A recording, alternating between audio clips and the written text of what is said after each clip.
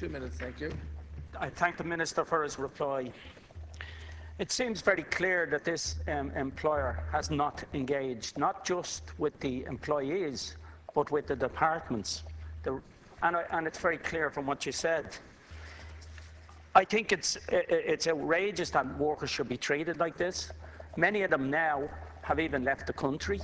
People haven't got bread on the table. They can't pay their rents. They're living literally like homeless people. It is an absolute scandal that it should happen in this day and age. I think there is an onus now for the Minister to take a far greater hands-on approach and to push these employers. This is not the first time we've seen this. We've seen this on a good number of occasions, and these are the worst kind of examples we've seen with the workers in this case and the way they've been treated. And I really do think that it's high time that the Minister puts down and tells these employers what to do, how to that they have to live up to this. And it seems very strange that this company is supposed to be moving to another premises. So they have money to go off and set up a new business elsewhere, and at the same time the employees are punished as a result. I think it's scandalous, and I think we need intervention and we need pressure put on these companies. We don't have proper workers' rights. It's very clear from the way that these employers have handled this case that we are behind in terms of workers' rights, and we need to strengthen that, and we need to really put it up to these employers. They cannot be allowed to treat people like this. It doesn't matter who they are. They should not be allowed to do it. Thank you. Thank you. Minister. The Deputy has raised a number of points. I mean, this is certainly a very disturbing situation, but I can't comment on the veracity of some of the things the Deputy has said. Obviously, if there is a situation of serious unpaid taxes, that's an issue for the Revenue Commissioners.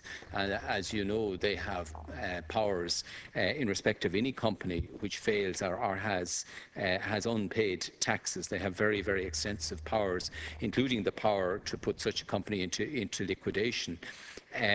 NERA, who are the enforcement agency on behalf of the department, they are engaging with the workers and with both sides. They certainly have certain powers. There are, as I outlined in my reply, there are ways in which the justifiable unpaid wages can be pursued through the Rights Commissioner Service, or in certain cases, as I said, through the Employment Appeals Tribunal. So there is that route which to date hasn't been activated.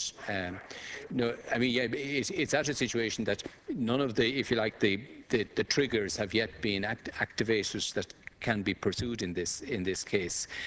I know obviously the employees as a creditor have the power to initiate an action to seek to get the company to wind up. But there is, I recognise that there is a difficulty in relation to the payment where a company doesn't actively declare insolvency. Under the present legislation, it's only in the event that the company either approaches the department or is insolvent can the insolvency fund be triggered. Now, that is an issue I understand is being examined by the Department of Social Protection as to whether changes need to be made in that area.